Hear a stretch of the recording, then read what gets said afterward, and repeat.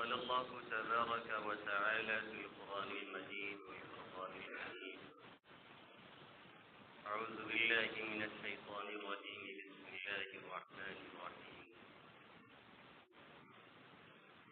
ولتسألن يومئذ عن النعيم. عن عبد الله بن مسعود رضي الله تعالى عنه قال قال النبي صلى الله تعالى عليه وسلم: لا تزال قدم ابن آدم حتى يسأل عند ربه عن خمس: عن عمره فيما أفنى، وعن شبابه فيما أفنى، وعن ماله من أين اكتسب وفيما أنفق، وماذا عمل بما علم. أو كما قال سيدنا وهادينا محمد صلى الله تعالى عليه وسلم. میرے محترم بزرگوں اور دوستوں، میرے غیور نوجوان ساتھیوں،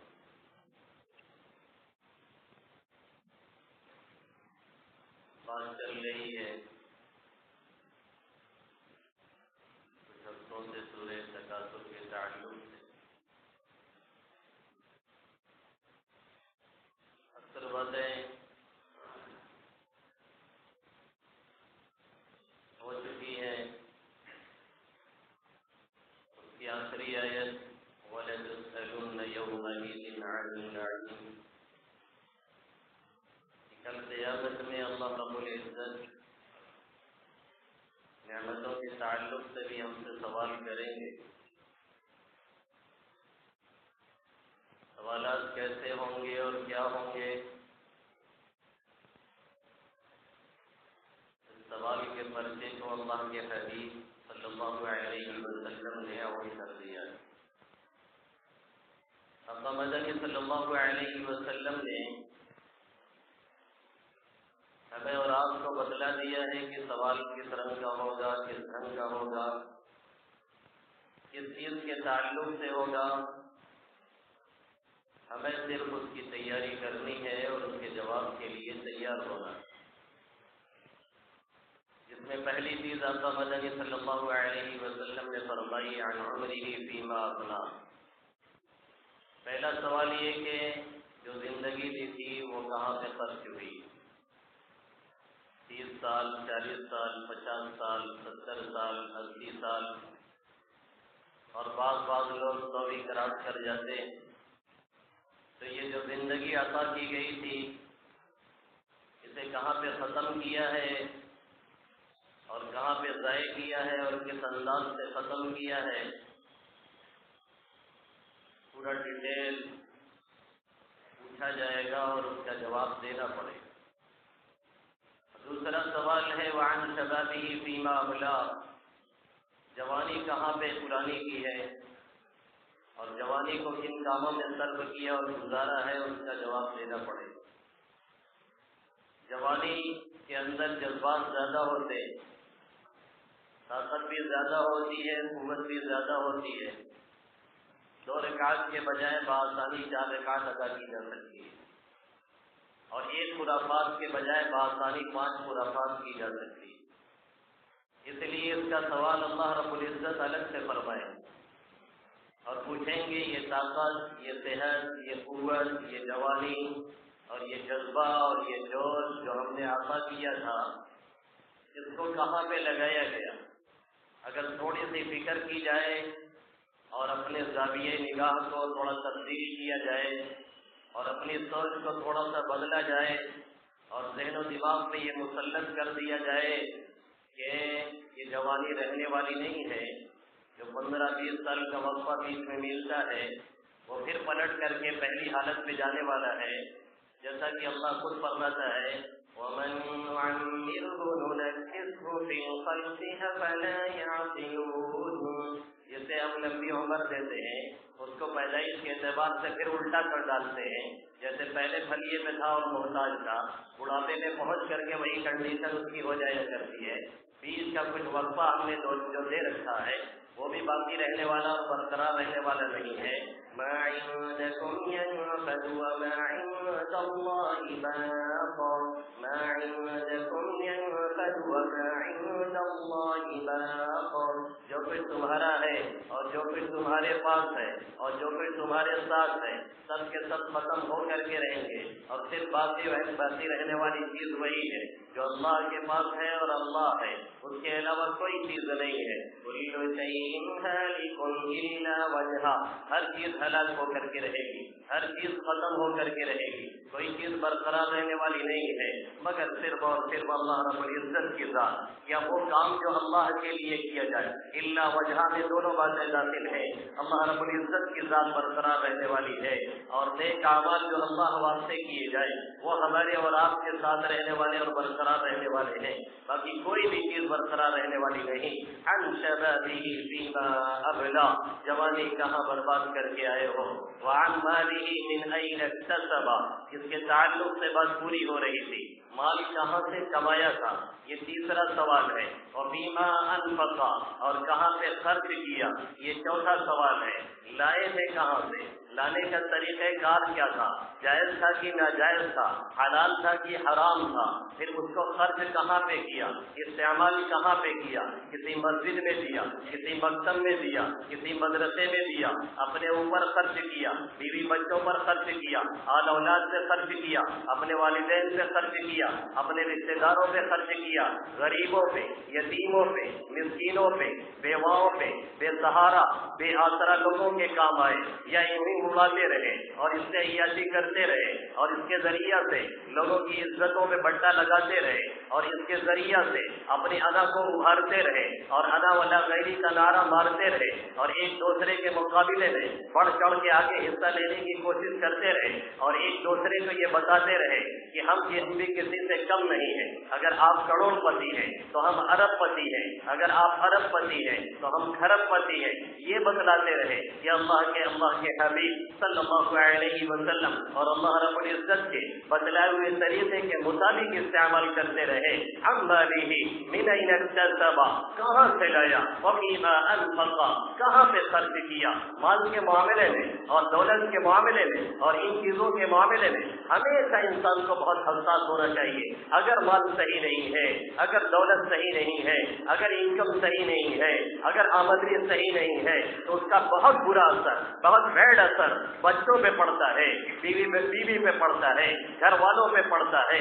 ابھی ایک IPS ادھیکاری کا بیان پڑھ رہا تھا، اس نے لکھا ہے، باقاعدہ اخباری بیان اس نے دیا ہے کہ ہم جب سے نوکری کر رہے ہیں، ہم کرائے کے مکان پہ رہ رہے ہیں، ہماری کوئی ذاتی گاڑی نہیں ہے، ہمارا کوئی ذاتی مکان نہیں ہے، ہم رشوت سے پرہیز کرتے ہیں۔ اور اس نے لکھا ہے کہ وجہ کیا ہے، وجہ یہ ہے کہ ہماری بیوی بار بار کہتی ہے کسی غریب کو ستانا نہیں، کسی کو زبردستی پیسہ چوس کر لے کر کے آنا نہیں، کیونکہ جہاں پہ یہ سب ہوتا ہے ان کی اولاد صحیح نہیں ہوتی ہے۔ جتنی ادھیکاری ہیں آپ جب بھی پتہ کریں گے ان کی اعلی اولاد لنگڑی، لنجی، اپاہج، اپنے آپ سے خود کو گولی مارنے والی، بلکہ افسران عام طور سے خودکشی کرتے ہیں۔ سیف اللہ کا جس نے انکاؤنٹر کیا تھا لکھنؤ کے اندر، اس نے اپنے پسٹل سے اپنے آپ کو مار کر کے خود ہی ہلاک کیا ہے۔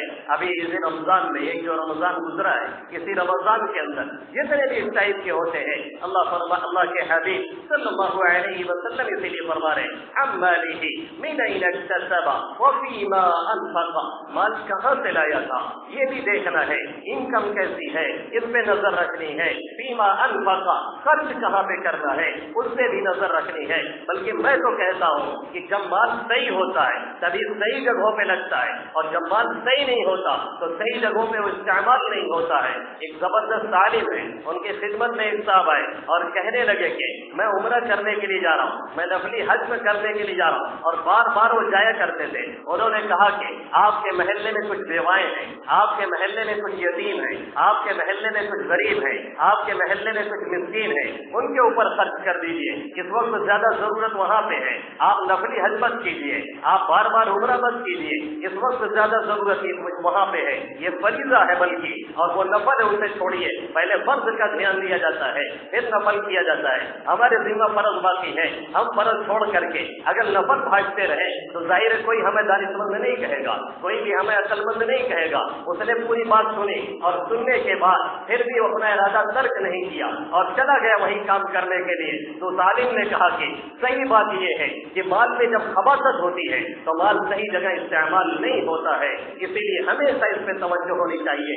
عماله من اين اكتسب وفيما انفق، آیا کہاں سے ہے اور کیا کہاں رہا ہے، جائز طریقہ ہے یا ناجائز طریقہ ہے، حلال طریقہ ہے یا حرام طریقہ ہے، پھر خرچ کن لوگوں پہ ہو رہا ہے، کن جگہوں پہ ہو رہا ہے، اللہ اور اللہ کے حبیب صلی اللہ علیہ وسلم کے بتلائے ہوئے طریقے کے مطابق ہو رہا ہے یا کہیں پہ اور ہو رہا ہے۔ اور آخری بات جو اللہ کے حبیب صلی اللہ علیہ وسلم نے فرمائی، جو آخرا سوال بتلایا، وما عمل بما علم، جو کچھ علم حاصل تھا اس کے مطابق لوگوں نے عمل کتنا کیا ہے۔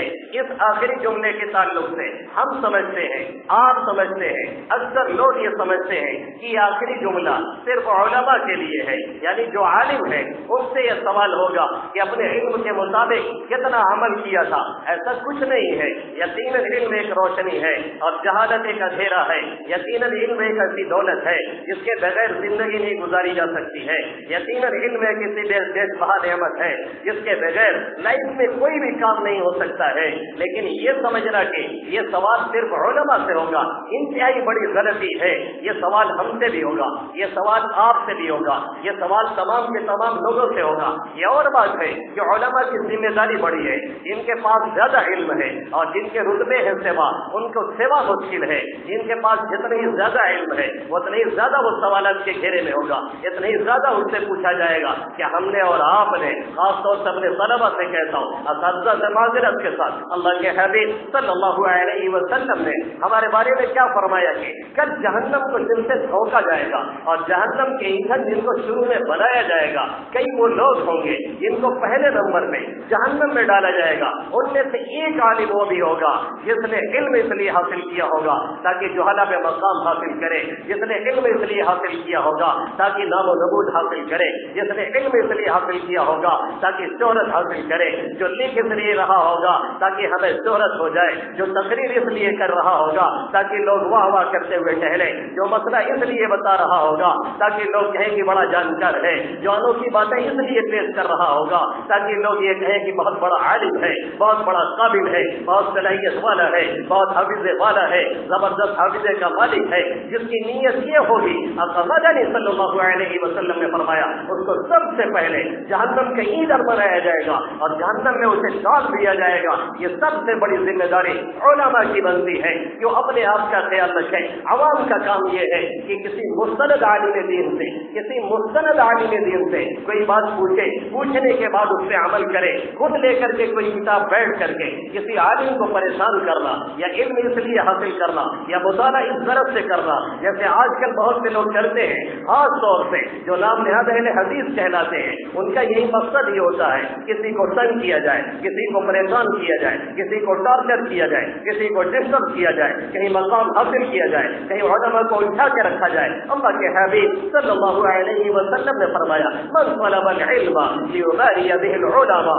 جس نے علم حاصل کیا تاکہ علماء سے بحث کرے، جس نے علم حاصل کیا تاکہ جہلا میں مقام حاصل کرے، جس نے علم حاصل کیا تاکہ لوگ عزت کی نگاہ سے دیکھیں، جس نے علم حاصل کیا تاکہ ہر جگہ اسے ایک مقام میسر ہو۔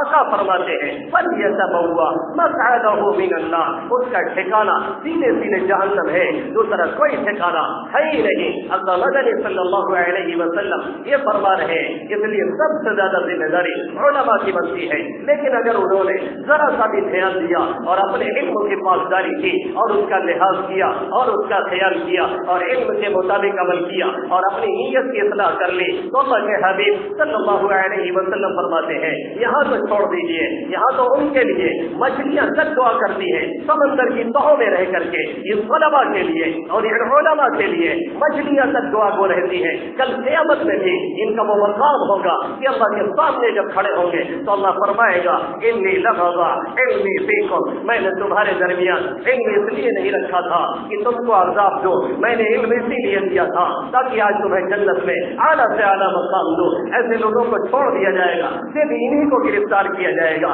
جن کی ذہنیت صحیح نہیں، جن کی نیت صحیح نہیں۔ یہ عام علماء کے تعلق سے ان کی ذمہ داری تو بڑی ہے، لیکن یہ سمجھ समझना कि लेकिन ये समझना कि इल्म के मुताबिक जो सवाल है वो सिर्फ उलमा से है, ये बहुत बड़ी भूल है। हर एक से उसके इल्म के ताल्लुक से सवाल किया जाएगा। क्या हमें और आपको इतना इल्म नहीं है कि नमाज फर्ज है? क्या हमें और आपको इतना इल्म नहीं है कि नमाज फर्ज ऐन है? क्या हमें और आपको इतना पता नहीं है कि इस्लाम की बुनियाद नमाज पे है? क्या हमें और आपको इतना इल्म नहीं है कि जो जानबूझ के एक नमाज पढ़ता है वो कुफ्र की सरहद पे जाके खड़ा हो जाता है? क्या हमें और आपको इतना इल्म नहीं है कि अल्लाह रब्बुल इज्जत कल क़यामत में अपने हुकूम के ताल्लुक से सबसे पहला सवाल नमाज के ताल्लुक से करेंगे? सब जानते हैं, लेकिन नमाजी कितने हैं? आम हालात में 1.5 से 2% और किसी गांव में 1% भी नहीं है, और जुमा में 5% है, और ईदैन में 10% है। इसके अलावा नमाजियों की कोई पता नहीं है। अल्लाह के हबीब फरमा रहे हैं उसके इल्म के ताल्लुक से उससे सवाल कल क़यामत में किया जाएगा। किसको ये खबर नहीं है कि नमाज फर्ज़ है? किसको ये पता नहीं है कि जमात सुन्नत मुअक्कदा करीब बिल वाजिब है? जमात से पढ़ना न पढ़ना, सुन्नत मुअक्कदा को बार बार छोड़ना है। अल्लाह के हबीब सल्लल्लाहु अलैहि वसल्लम फरमाते हैं, मन तरका सुन्नती लम यनल शफाअती, जो मेरी सुन्नतों का तारीफ होगा मेरी शफाअत का मुस्तहिक नहीं हो सकता है। किसको ये खबर नहीं है कि मिसवाक करना नमाज के वक्त में वजू करते हुए सुन्नत मुअक्कदा है? मेरा नबी फरमा रहा है, लौला अन शुक्का अला उम्मती, अगर मेरी उम्मत में मशक्कत न गुजरती तो मैं मिसवाक को फर्ज और वाजिब करार दे देता। लेकिन सुन्नत मुअक्कदा आज भी है, कौन करता है? अच्छे से पढ़े लिखे लोग मिसवाक का इस्तेमाल नहीं करते, आवाम कहाँ से करेगी? किसको ये खबर नहीं है कि गीबत करना हराम है? किसको ये पता नहीं है कि गीबत सबसे ज्यादा बुरी चीज है? किसको ये खबर नहीं है कि गीबत की जो शनाअत और गीबत की जो कबाहत अल्लाह रब्बुल इज्जत ने कुरान मुक़द्दस में बयान फरमाई है, किसी और चीज की बुराई इतनी सख्ती के साथ अल्लाह ने नहीं बयान फरमाई। अल्लाह फरमा रहा है, वला यग़्तब बअदुकुम बअदा अयुहिब्बु अहदुकुम अन यअकुल लहमा अख़ीहि मैतन फकरिहतमूहु, क्या तुम में का कोई चाहता है कि अपने मुर्दार भाई का गोश्त खाए? एक तो इंसान का गोश्त, दूसरे अपना भाई, और तीसरे मर चुका है। जैसे एक इंसान जबकि वो मर चुका हो उसका गोश्त कोई नोच के खा रहा हो, ऐसे किसी भाई की बखिया उधेड़ना, ऐसे किसी भाई की गीबत करना, ऐसे किसी भाई की मजलिस में बैठ करके बुराई बयान करना, ये गीबत कहलाती है। अब और आप आज के इस दौर में हमारी कौन सी मजलिस है जो दूसरों की बुराई से खाली है? हमारी कौन सी मजलिस है जहाँ पे दूसरों के इस तरह के तज़किरे नहीं है? हम अपने बारे में जब कभी सुनते हैं कि हमारा किसी मजलिस में बुराई के साथ तज़किरा हो रहा था तो हमें दिलचस्पी लगती है, लेकिन दूसरे के ताल्लुक से जब हमारी जुबान चलती है तो बेतहकीक चलती है। और मैं तो कहता हूँ आज के इस दौर में हम और आप गीबत नहीं करते हैं बल्कि बहतान लगाते हैं। अल्लाह के हबीब सल्लल्लाहु अलैहि वसल्लम ने फरमाया कि गीबत तो उसे कहते हैं जो भाई के अंदर मौजूद है बुराई, बिना वजह उसका तज़किरा किया जाए, उसके तज़किरे की कोई जरूरत नहीं है, किसी को बताने की कोई जरूरत नहीं है, थाना पुलिस में जाके रिपोर्ट देने की जरूरत नहीं है, कोई मकसद नहीं है मजलिस संवारने के लिए, मजलिस को चटपटे बनाने के लिए इस तरह की बातें की जाए किसी अपने भाई के ताल्लुक से, जिसको गीबत कहा जाता है। साहबी रसूल ने कहा कि जब वो बात मौजूद है तभी गीबत है। आका ने फरमाया तभी गीबत है, वही फबहत्ता, वरना फिर बहतान है। आज के इस दौर में अब और आप गीबत नहीं करते हैं बल्कि बहतान लगाते हैं, जो बातें नहीं होती हैं वो बातें भी उसके ताल्लुक से बयान करते हैं। किसी को हरामी कहते हैं, किसी को वलदुज़्ज़िना कहते हैं, किसी को किसी लफ्ज़ से याद करते हैं, किसी को किसी इल्जाम दे देते हैं, धड़ल्ले से हमारे जुमले चलते रहते हैं और हम जर्रा बराबर इस तरफ तवज्जो नहीं करते। इसके ताल्लुक से हमसे सवाल किया जाएगा कि इसका इल्म जब मौजूद था फिर इसमें अमल क्यों नहीं किया गया। इसी तरीके से हमें पता है कि झूठ बहुत बुरी चीज है। इसी तरीके से हमें ये मालूम है कि झूठ उस जमाने में कुफारे मक्का भी नहीं बोलते थे। इसी तरीके से हमें पता है कि अल्लाह के हबीब सल्लल्लाहु अलैहि वसल्लम ने फरमाया जब कोई झूठ बोलता है तो फरिश्ते उसके मुंह की बदबू की वजह से कई किलोमीटर दूर उससे भाग जाया करते हैं। अल्लाह के हबीब सल्लल्लाहु अलैहि वसल्लम जब मेराज में तशरीफ निकले गए हैं। आका ने देखा कि एक शख्स का चमड़ा खेद खेद करके खेवटे से लगा लगा करके यहाँ कानों तक फाड़ के लाया जा रहा है, फिर छोड़ा जा रहा है, फिर वो सही हो जाता है, फिर यही हालत उसकी की जाती है, जबड़े चीरे जा रहे हैं। पूछा ये कौन है?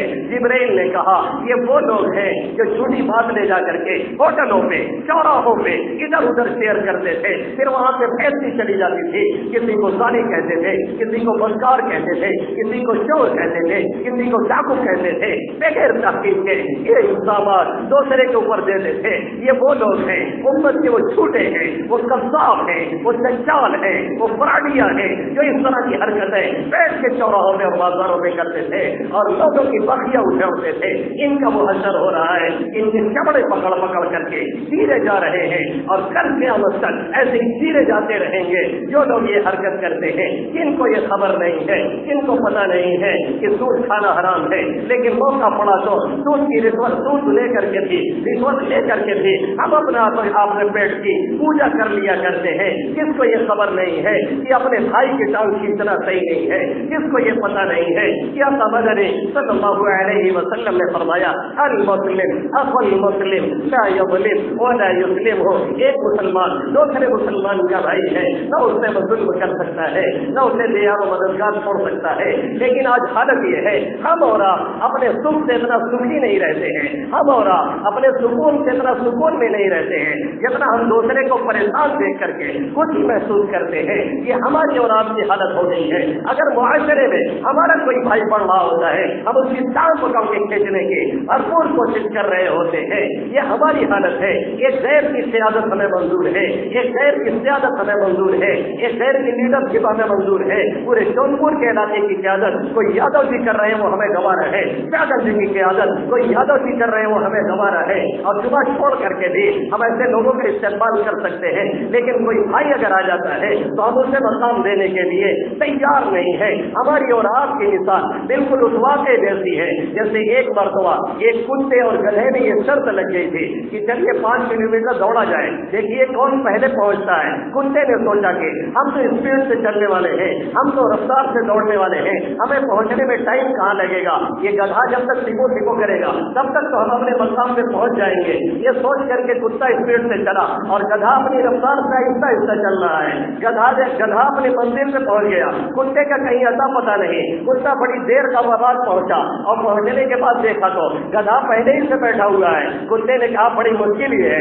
मैं तो स्पीड से आ रहा था लेकिन मेरी कौम ने मेरी टांग खींचना शुरू कर दिया। जिस मोड़ से पहुंचता था 2-3 कुत्ते घेर लेते थे, उनसे ढूंढता था, उनसे लड़ता था, उनसे छुटकारा हासिल करता था। फिर दूसरे मोड़ में 2-3 घेरते थे, फिर उनसे छुटकारा हासिल करता था। तीसरे मोड़ पे अटैक होता था, उनसे छुटकारा हासिल करता था। ऐसे ही करते करते अब यहाँ पहुंचा तो मैं गधे से भी पीछे निकल गया। ये हाल हमारी कौम की है, ये हाल हमारी है, ये हाल आपकी है, ये हाल हमारे मुआशरे की है। जो भाई आगे बढ़ता है हमारे अंदर का हसन उसी वक्त हमको मजबूर करता है। हम उनकी टांग पकड़ पकड़ करके इतना खींचते हैं कि न खुद किसी काम के रह जाते हैं, न वो किसी काम का रह जाता है। और जो आगे बढ़ रहा हो उससे भी मैं कहना चाह रहा हूँ कि नीचे वालों का जरा ख्याल किया करो। अगर अल्लाह ने मकाम दिया है, अगर अल्लाह ने मनसब दिया है, अगर अल्लाह ने इज्जत दी है, अगर अल्लाह ने दौलत दी है, अगर अल्लाह ने शोहरत दी है, अगर अल्लाह ने इस तरह की रिफात दी है, तो अपने मकाम का लिहाज कीजिए। किसी नीचे वाले को परेशान मत कीजिए, उसे तंग मत कीजिए, उसे सताइए नहीं। क्यों ना दर में तरी शर्त थी कि हर के तरे रादानी की बड़ा बन के जीने की ये शर्त है कि हर छोटे को ये जाना जाए कि वो कैसा है, किस हाल में है, कैसी जगह पे है, किस परेशानी में है। कि अल्लाह रब्बुल इज्जत जो हमें और आपको इल्म दे रहे हैं, हर एक से उसके ताल्लुक से सवाल होगा। जिसको जितनी इल्म मिला है उससे उतनी सवाल किया जाएगा। हर एक से ये सवाल होगा, क्या ये पता नहीं कि रमजान के रोजे फर्ज है? क्या ये खबर नहीं कि हज जिंदगी में फर्ज है? पैसे और दौलत पानी की तरफ से इलेक्शन आते हैं, लुटाए जाते हैं, लेकिन हज करने की तौफीक नहीं। ऐसे लोग जब मरते हैं अल्लाह के हबीब सल्लल्लाहु अलैहि वसल्लम फरमाते हैं जो कुदरत के बावजूद, वसाअत के बावजूद हज करने जा सकता था फिर भी नहीं गया, तो चाहे यहूदी होकर के मरे, चाहे नसरानी होकर के मरे, अल्लाह को कोई परवाह नहीं है। यानी ईमान से वो हाथ धो सकता है, सबको पता है, लेकिन कौन इसकी कोशिश करता है? वो माज़ा अमिला बिमा अलिमा, इल्म जो दिया था उसके मुताबिक अमल कितना किया गया। ये सवाल कल क़यामत में हमसे भी है, आपसे भी है, पूरे امت سے ہے، ہر ایک سے ہے، جس کو جتنا علم دیا گیا ہے سب سے یہ سوال کیا جائے گا اور سب سے پوچھا جائے گا۔ یہ لاسٹ کوئسچن، یہ آخری سوال اللہ کے حبیب صلی اللہ علیہ وسلم نے جو فرمایا، اس کو ذہن میں رکھا جائے۔ یہ نہ سمجھا جائے کہ یہ سوال صرف شمیم سے ہے، یہ نہ سمجھا جائے یہ سوال صرف ان کے اساتذہ سے ہے، یہ نہ سمجھا جائے یہ سوال صرف وقت کے علماء سے ہے، بلکہ یہ سمجھا جائے کہ یہ سوال ہم سے اور آپ سے بھی ہے۔ جتنا علم ہے اتنے کا تعلق سے اللہ رب العزت کل قیامت میں سوال کرے گا۔ سورہ تکاثر پوری ہونے کو ہوئی اور بہت سے ایسے علوم جن کو علوم نہیں کہنا چاہیے، ایک فن ہوتے ہیں، وہ بھی علم کا حصہ ہے، ڈاکٹری ہے، انجینئرنگ ہے، یا اسی طریقے سے اور دنیاوی معلومات ہے جس کے ذریعہ سے ہم دوسرے کے کام آ سکتے ہیں، جس کے ذریعہ سے ہم دوسرے کی خدمت کر سکتے ہیں۔ اس میں بھی دیکھنا چاہیے کہ ہم خدمت کتنی کر رہے ہیں، صرف گھسیٹنے کا چکر نہیں کرنا چاہیے۔ ایسا نہ ہو کہ کوئی مریض آ جائے تو یہ سمجھا جائے کہ کوئی کسٹمر آ گیا ہے، یہ سمجھا جائے کہ کسی کو لوٹنے کا موقع مل گیا ہے۔ جیسے ڈاکٹر صاحب نے مجھ سے کہا کہ ہم لوگ نفر کے جو نبض دیکھتے ہیں تو حقیقت میں نبض نہیں دیکھتے ہیں، حقیقت میں جھانکتے اس کے جیب میں ہے کہ کتنا گرم ہے اور کتنا ٹوٹنا ہے۔ ایسا نہیں ہونا چاہیے، بلکہ اس تعلق سے اپنے جذبات کو صحیح رکھنا چاہیے اور خدمت کے جذبے سے اس کو دیکھنے کی کوشش کرنی چاہیے، اور یہ کوشش ہونی چاہیے جتنی جلدی یہ ٹھیک ہو جائے۔ اس طرح سے اگر ہم ایک دوسرے کے تعاون میں لگے رہیں گے تو اللہ بھی ہمارا سپورٹ کرتا رہے گا۔ من کان فی حاجت اخیہ کان اللہ فی حاجتہ، جو کسی بھائی کی ضرورت میں لگا رہتا ہے اللہ اس کی ضرورت کو پوری کرتا رہتا ہے۔ الہاکم التکاثر، ایک دوسرے سے آگے بڑھنے کی فکر میں، ایک دوسرے سے مال و دولت کی کمائی کی فکر میں، ایک دوسرے سے فراوانی کے چکر میں ہم سب کو غافل میں ڈال رکھا۔ حتی زرتم المقابر، یہاں تک کہ سب قبر میں پہنچ جاتے ہیں۔ کلا، ہر چیز ایسا نہیں ہونا چاہیے۔ سوف تعلمون، ان قریب سب کو پتہ چل جائے گا۔ کلا، ہر چیز ایسا نہیں ہونا چاہیے۔ سوف تعلمون، ان قریب سب کو معلوم ہو جائے گا۔ کلا، ہر چیز ایسا نہیں کرنا چاہیے، صرف دنیا کی فکر میں نہیں ہونا چاہیے۔ لو تعلمون علم الیقین، کاش کے علم یقین حاصل کرتے، کاش کے لوگ توجہ کرتے، کاش کے لوگ دھیان دیتے۔ کلا لو تعلمون علم الیقین لترون الجحیم، ہر ایک کو کھلی آنکھوں جہنم کا دیدار کرنا پڑے گا۔ لترون الجحیم ثم لترونها عین الیقین، ہر ایک کھلی آنکھوں سے جہنم کو دیکھے گا، ہر ایک کو گزرنا ہی پڑے گا۔ ثم لتسألن یومئذ عن النعیم، پھر کل قیامت میں نعمتوں کے تعلق سے سوال ہوگا، اور وہ سوال کس کا ہوگا؟ ان 5 چیزوں کا ہوگا۔ عن عمرہ فیما افنی، زندگی کہاں گوا کر کے آئے، عن شبابہ فیما ابلا، جوانی کہاں برباد کر کے آئے، عن مالہ من این اکتسب، مال کہاں سے لایا تھا، وفیما انفق، کہاں خرچ کیا تھا، وما عمل فیما علم، اور جو کچھ جانتے تھے اس کے مطابق عمل کتنا کیا تھا۔ اللہ رب العزت ان سوالات کی ہمیں بھرپور تیاری کرنے کی توفیق عطا فرمائے، اور توفیق ہی نہیں، کل قیامت میں اللہ ہمیں بھی اور آپ کو اور پوری امت کو اور ہماری آنے والی نسلوں کو ان تمام سوالات میں کامیابی کے ساتھ گزار کر کے جنت الفردوس میں اعلیٰ سے اعلیٰ مقام نصیب فرمائے۔ آمین یا رب العالمین۔ وما علینا الا البلاغ المبین۔